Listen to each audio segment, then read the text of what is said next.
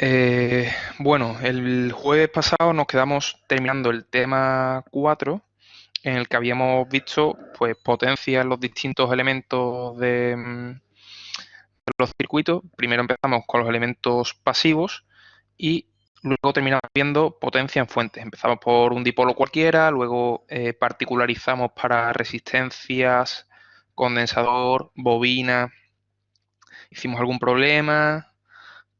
Luego nos centramos en las fuentes ideales y finalmente estamos viendo la potencia en fuentes reales, en primer lugar, de tensión.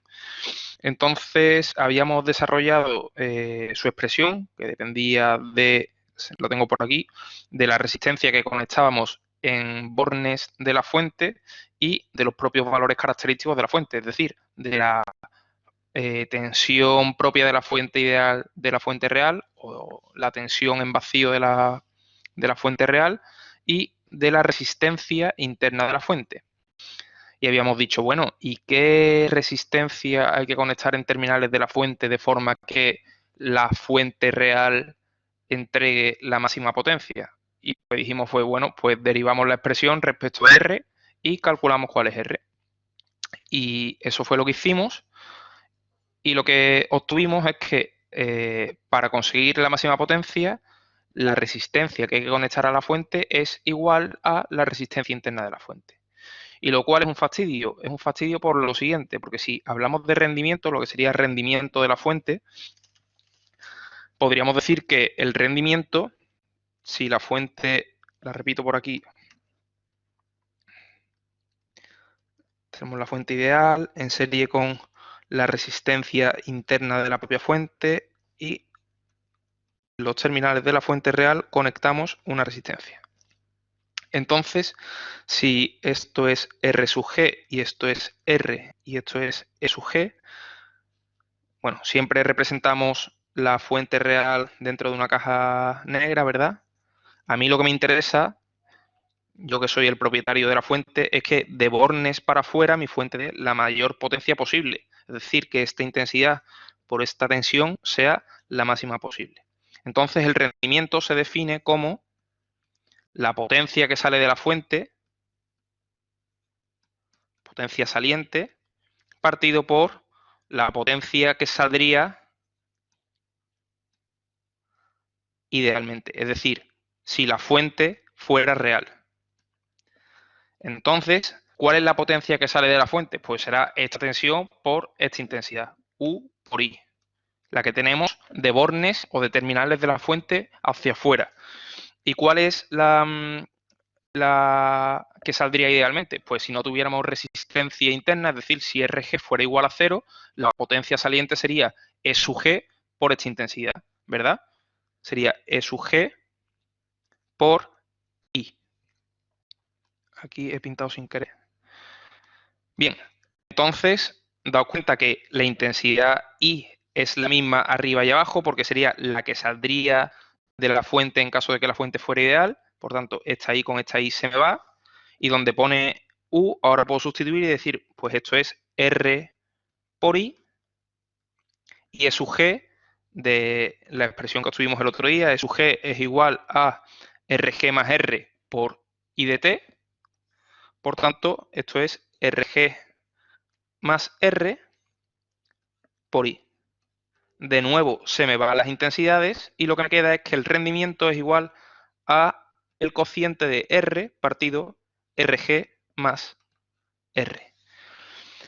Y si razonamos un poco y vemos que para extraer la máxima potencia de la fuente tenemos que igualar RG a R, lo que ocurre es que cuando la potencia que obtenemos de la fuente, es decir, la potencia saliente es máxima, daos cuenta que RG es igual a R y por tanto el rendimiento es igual a R partido R más R, es decir, 0,5.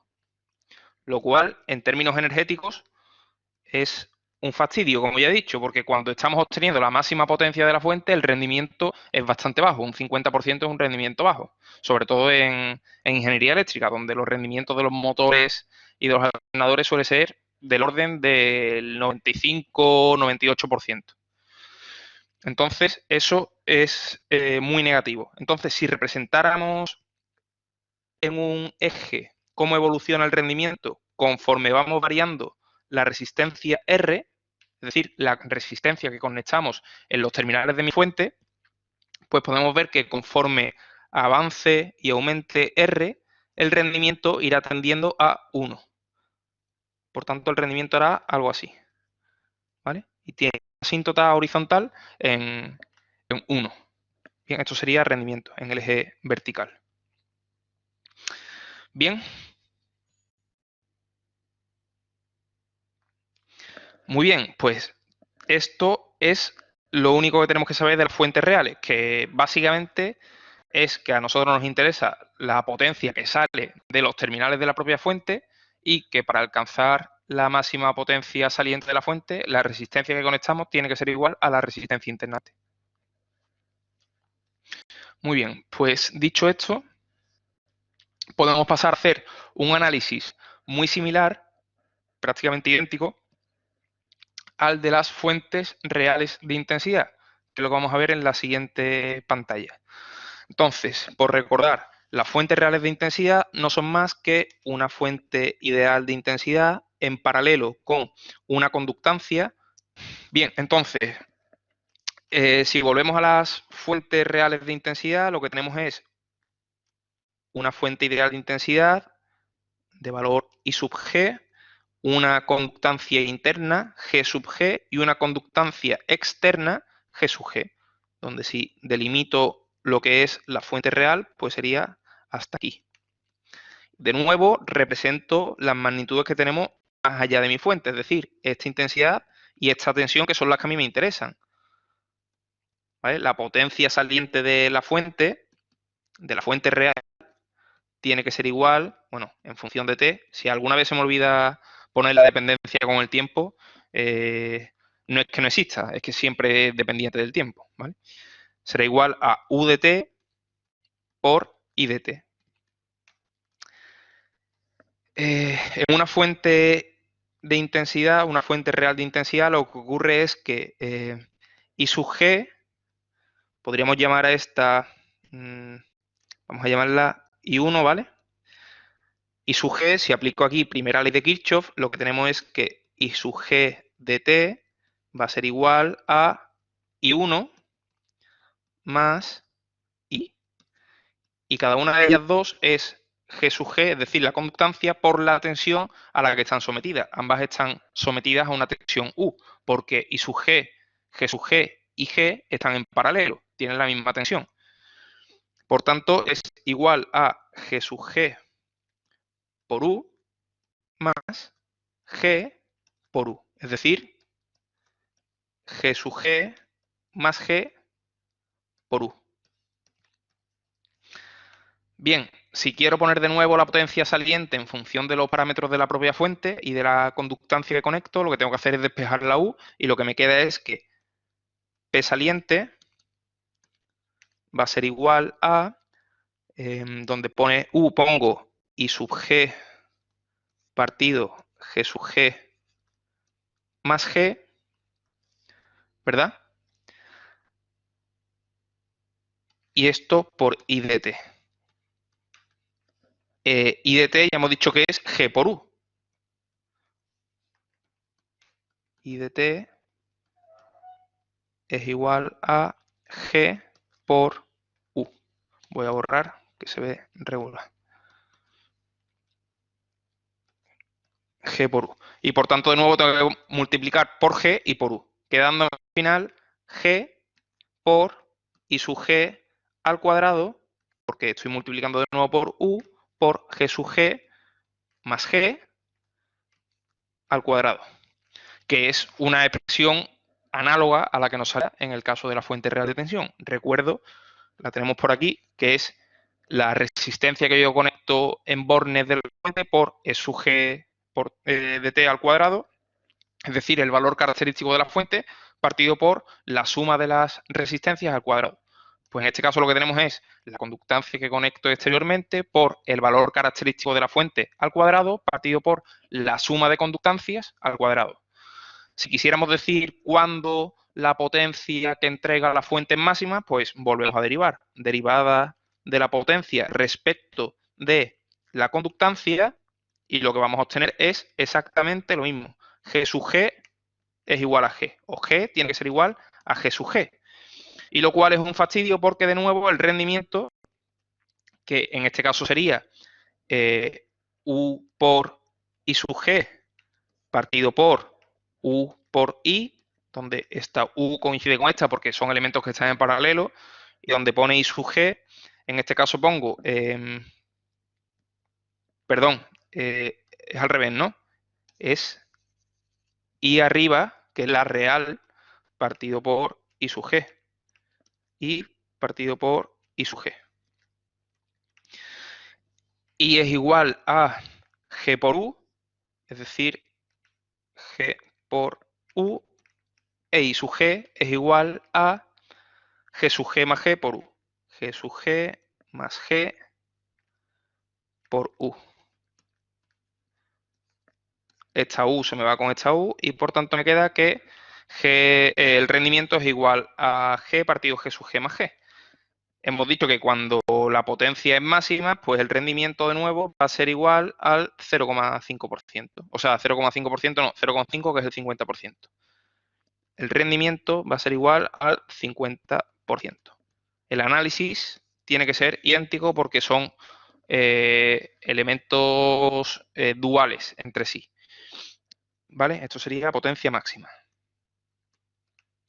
De nuevo podríamos representar cómo evoluciona la potencia que entrega la fuente en función de cómo evoluciona la conductancia que conectamos en sus términos. ¿Vale? Tendríamos aquí el máximo, que se da cuando G es igual a G sub G. Esto sería Pmax. Y si hablamos de rendimiento, pues lo mismo. El rendimiento en función de la conductancia, vamos a tener un rendimiento que va a acercarse al 1%. O sea, al 1%, al 100%. Qué mal estoy con los porcentajes hoy. Bien, ¿todo claro? Con esto se acaba la teoría del tema 4 y tenemos, creo que son 4 problemas propuestos para hacer, que vamos a hacer ahora, entre hoy y mañana. Ya podemos darnos un aplauso a nosotros mismos porque por fin vamos a poder hacer exámenes de PECs de años anteriores. Así que ya estamos en condiciones de hacer problemas de años anteriores. Así que vamos a dejar un poco de lado el boletín de problemas, que lo tenéis ahí por si alguien quiere practicar, pero vamos a empezar a hacer problemas de examen. Yo creo que os va a venir bien. En fin, bueno, primera cuestión de examen del parcial del 29 de octubre de 2018. Voy a bajar un poco el volumen porque cada vez que habla alguien me mete un susto impresionante.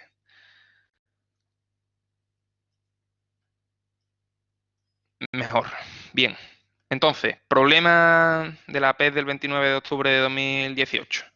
Dice, dado el circuito de la figura en régimen permanente de corriente continua, determinar la relación de la energía almacenada en el condensador con respecto a la energía almacenada en la bobina, cuando la resistencia R vale 2,5 ohmios.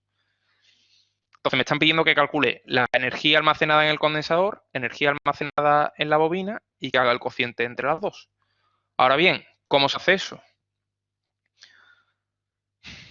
¿Alguna idea? Marina dice que la energía almacenada en el condensador, como veíamos el otro día, es igual a 1/2 de C, la capacidad del condensador, por la tensión que tiene el condensador en sus terminales al cuadrado.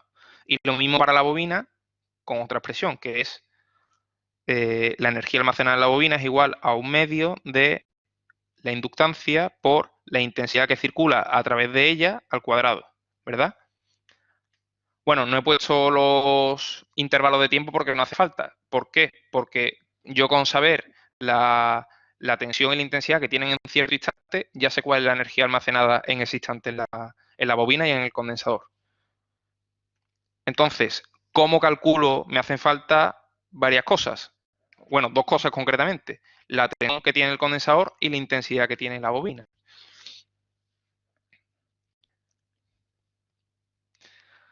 Hay dos palabras clave que están en el enunciado, que son régimen permanente. ¿Qué ocurre en régimen permanente?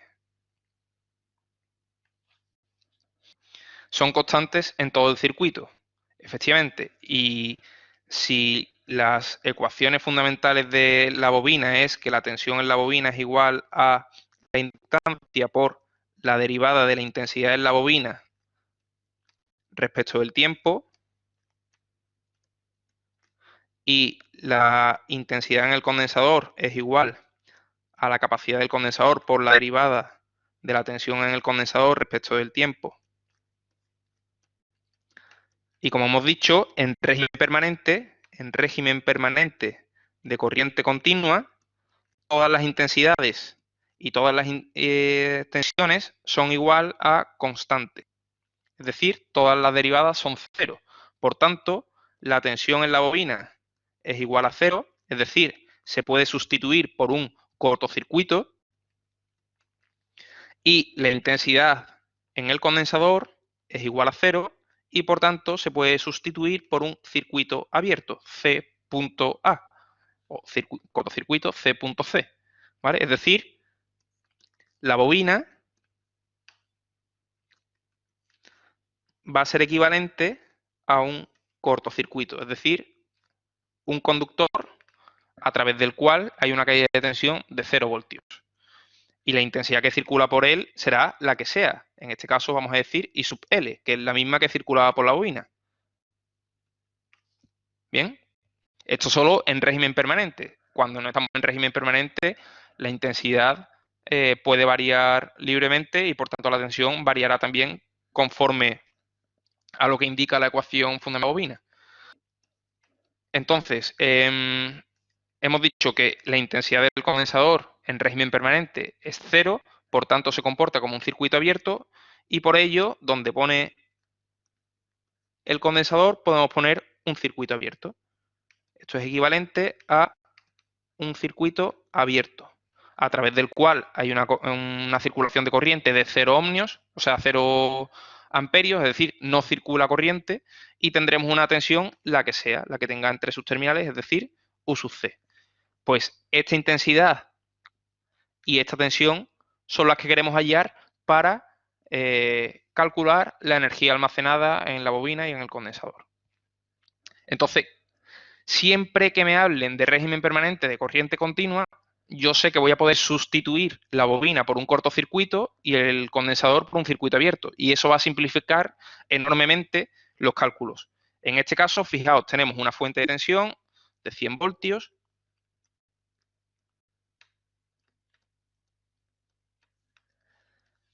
En serie con ella teníamos la bobina, pues lo que vamos a hacer es sustituir la bobina por un cortocircuito.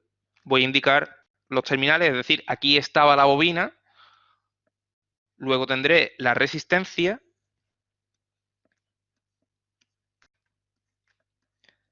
y por último tenía el condensador, pero lo que voy a hacer es poner pues un circuito abierto. Es que hemos dicho que estos dos elementos se comportan así en régimen permanente de corriente continua, ¿verdad? Pues esto es R, estos son 100 voltios, y esto era la bobina y esto era el condensador. Tenemos que resolver este circuito. ¿Por qué? Porque a mí me interesa calcular esta tensión y esta intensidad. ¿Cómo lo hacemos?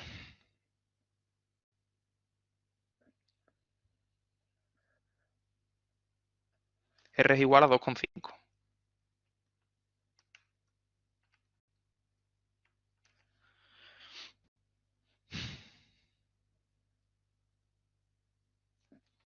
¿Nadie sabe cómo proceder? Efectivamente. ¿Por qué? Pues porque 0 amperios es un circuito abierto. Toda la intensidad de la bobina tiene que circular por la resistencia. Y si yo aplicara aquí segunda ley de Kirchhoff,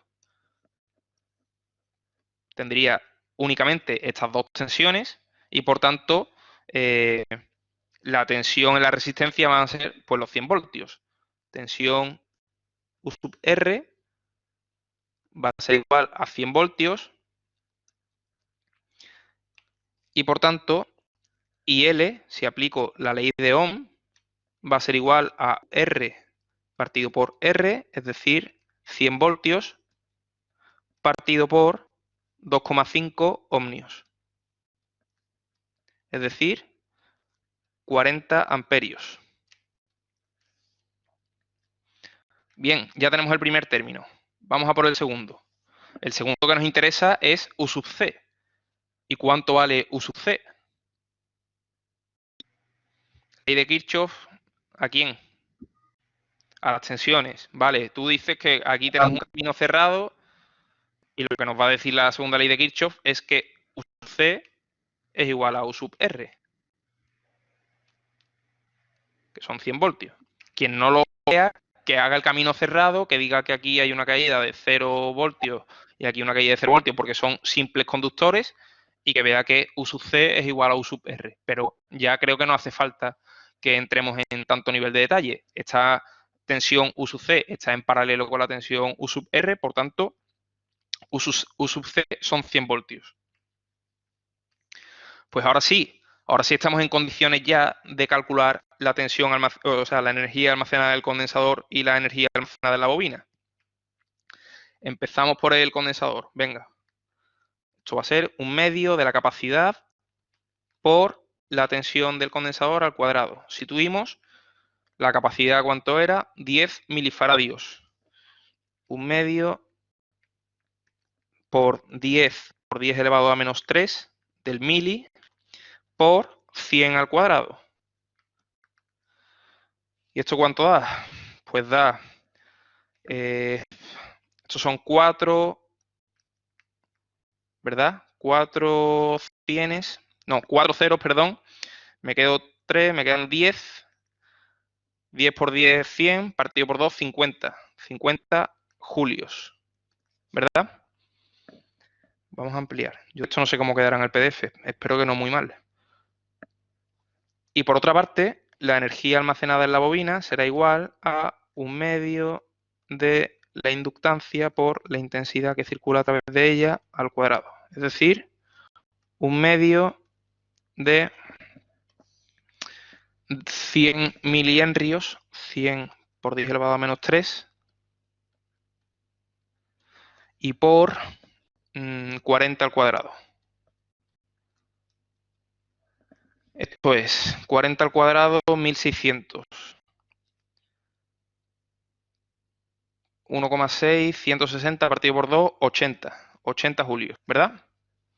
Pues ya tenemos las dos energías y como me piden el cociente o la relación entre la energía almacenada en el condensador con respecto a la energía almacenada en la bobina, lo que tenemos que hacer es energía almacenada en el condensador con respecto a la energía almacenada en la bobina. Esto es igual a 50 partido por 80,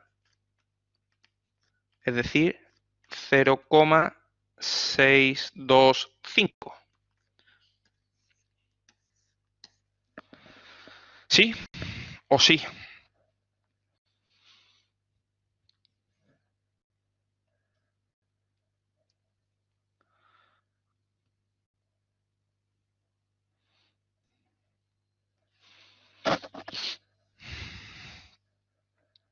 Bien, como nadie dice nada, entiendo que es sí. Y ahora digo yo, venga, apartado extra. Porque hemos visto que tanto la bobina como el condensador pues tienen una cierta energía almacenada y en ese instante o en régimen permanente ni consumen ni ceden potencia. Claro, fijaos que en la bobina la tensión es igual a 0 y por tanto IL por U va a ser igual a 0 y en el condensador la intensidad es igual a 0 y la tensión será lo que sea, pero la potencia es 0 también. Entonces, ni la inductancia ni el condensador consumen potencia. Pero quiero saber qué potencia consume la resistencia, ¿qué potencia cede la fuente? Obligatoriamente va a ceder una potencia. Vamos allá, vamos a calcularlo. Ya sabíamos, hemos hablado de las referencias de polaridad, de que teníamos que ver cómo las habíamos definido y en función de si eran referencias de polaridad entrantes o salientes y cómo eran esas magnitudes, podíamos determinar cuándo una fuente cede y cuándo una resistencia consume potencia.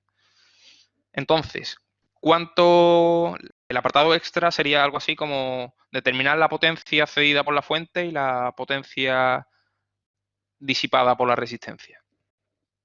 Entonces, lo que tenemos que hacer es, bueno, la fuente de tensión de 100 voltios, hemos obtenido que la intensidad que sale de ella y sub L, ¿verdad? Eran 40 amperios. Es decir, estos son 40 amperios. El apartado extra. El apartado extra lo que pide es potencia cedida por la fuente y absorbida o disipada por la resistencia.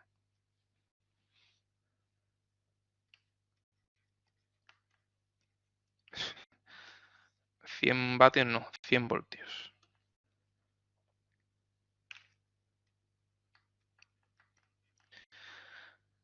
¿Sí?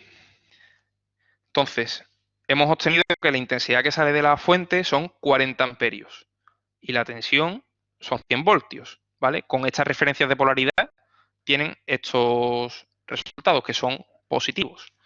Entonces, fijaos que la intensidad entra por el terminal de menor potencial y sale por el de mayor. Por tanto, la fuente está cediendo efectivamente potencia exterior.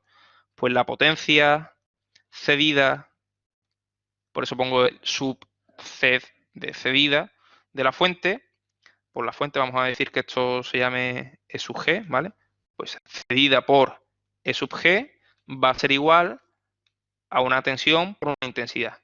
¿Qué tensión y qué intensidad? Pues los 100 voltios por 40 amperios, es decir, 4.000 vatios cedidos. Lo pongo entre paréntesis siempre, cedidos.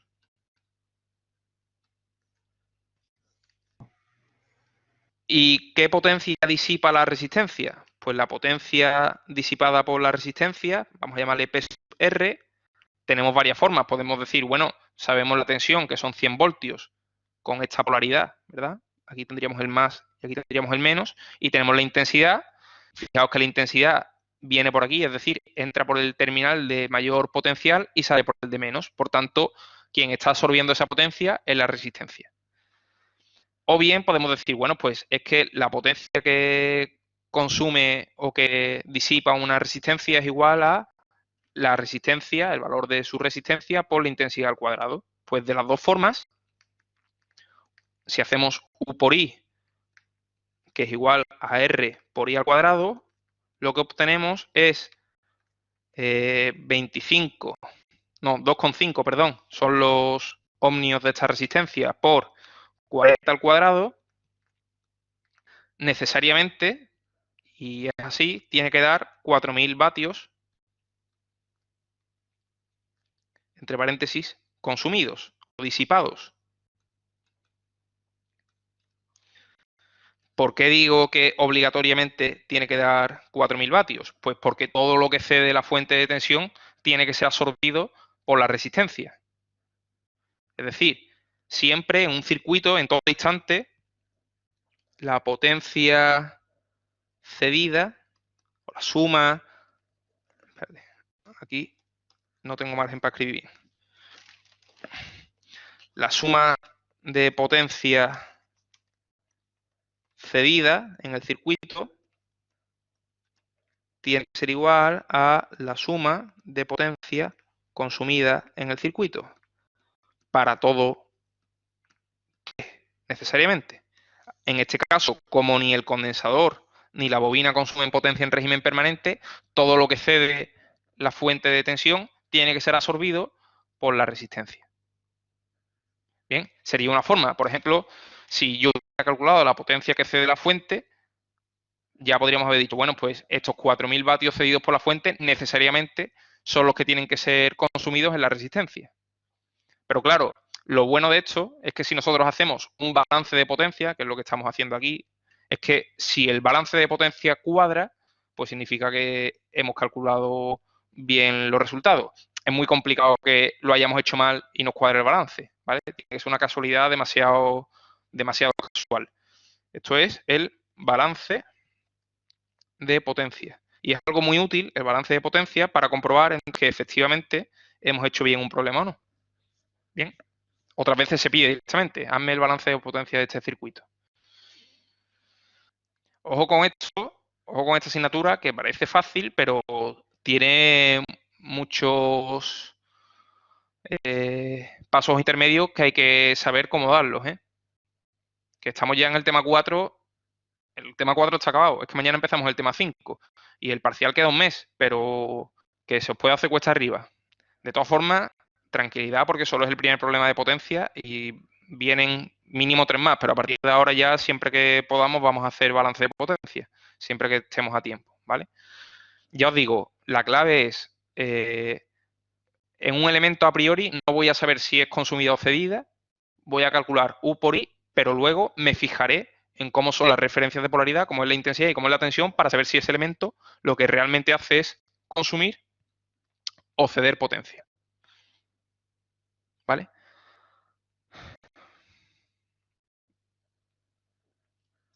Bien, vamos allá. La siguiente que la había puesto por la cara, eliminar. Y vamos a hacer este problema, el de la PEC del 6 de noviembre de 2017. A ver qué nos da tiempo a hacer. Dice, dado el siguiente circuito en el que la fuente ideal tiene un valor característico de 3T más 3 voltios, dote el tiempo expresado en segundos, determinar la potencia cedida por dicha fuente en el instante T igual a 1 segundo. ¿Vale? Entonces, fijaos que ahora ya no estamos en régimen permanente de corriente continua. Por tanto, el condensador puede tener la intensidad y la tensión la que sea. Y por tanto puede estar consumiendo o cediendo potencia también. Entonces lo que vamos a hacer es, ¿qué es lo que me piden? La potencia cedida por la fuente. Es decir, la potencia que sale desde la fuente hacia el resto del circuito. ¿Vale? Si yo encerrara la fuente ideal, claro, es que no hay fuente real, de hecho, porque es una fuente ideal de tensión en paralelo con una resistencia. Lo que me están pidiendo es la potencia que sale de la fuente hacia afuera, hacia el resto del circuito. Entonces, ¿qué podemos hacer? Pues lo que tendremos que hacer es calcular esta tensión, la tensión que tenemos en terminales de la fuente y la intensidad que sale de la fuente. Con estos dos elementos los multiplicaré, veré cómo son sus signos y tendré la potencia que sale de la fuente. ¿Vale? Para hacer eso, pues lo único que tenemos que hacer es, venga, voy a representar de nuevo el circuito. Tendríamos la fuente de tensión, el condensador y la resistencia. Bien, sabemos que aquí tenemos una tensión de 3T más 3 voltios. Pues directamente podríamos decir, bueno, para calcular la intensidad que sale de la fuente, lo que tenemos que hacer es calcular esta intensidad, vamos a llamarle I sub R, y esta otra intensidad I sub C. Directamente, como yo sé que la fuente de tensión está en paralelo con la resistencia, por tanto, esta tensión es igual a esta, la intensidad en la resistencia, aplicando ley de Ohm con signo positivo, porque intensidad y tensión son coincidentes en sentido hacia abajo, tendremos que esta intensidad es 3T más 3 partido por los 3 ohmios, es decir, T más 1 amperio. Concretamente, como a mí me piden en el instante T igual a 1, en T igual a 1 yo sé que esa intensidad I sub R para T igual a 1 pues será igual a 2 amperios. Bien. Ya tenemos la primera intensidad, porque la que estoy buscando, que es esta, va a ser igual a I sub R más I sub C. ¿Cómo calculamos I sub C?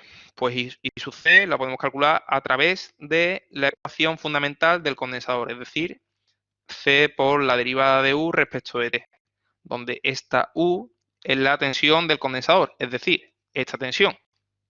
Pero el condensador está sometido a la misma tensión que la fuente de tensión, ¿verdad? Si yo hiciera segunda ley de Kirchhoff aquí, ¿verdad?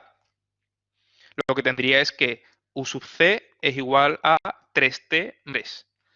Y si derivo respecto del tiempo esa expresión, lo que me queda es, la capacidad es 1 por la derivada de esa tensión respecto del tiempo, son 3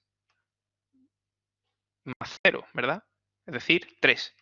Por tanto, la intensidad en el condensador es 3 amperios. Para todo T, daos cuenta. Que ya no depende del tiempo. Es constante. Bien, entonces, ahora que sabemos I sub C e I sub R, I puede ser calculado como I sub R más I sub C. Y esto es igual a 5 amperios. Esta es la intensidad que sale de la fuente, es decir, esta intensidad. Ahora bien, esta tensión U, que es lo que me piden, que es 3T más 3, yo necesito saberla en T igual a 1, porque necesito conocer la potencia cedida, se refiere a la potencia instantánea. Si T es igual a 1, esta tensión es igual a 6 voltios, bueno, vamos a decir en qué instante es, para que nadie se pierda. Esta tensión en T igual a 1 es igual a 6 voltios. Y por tanto, ya termino. Tenemos una fuente de tensión de la que salen 5 amperios y que entre sus terminales en el T igual a 1, vamos a decir que esto es solo para T igual a 1 segundo.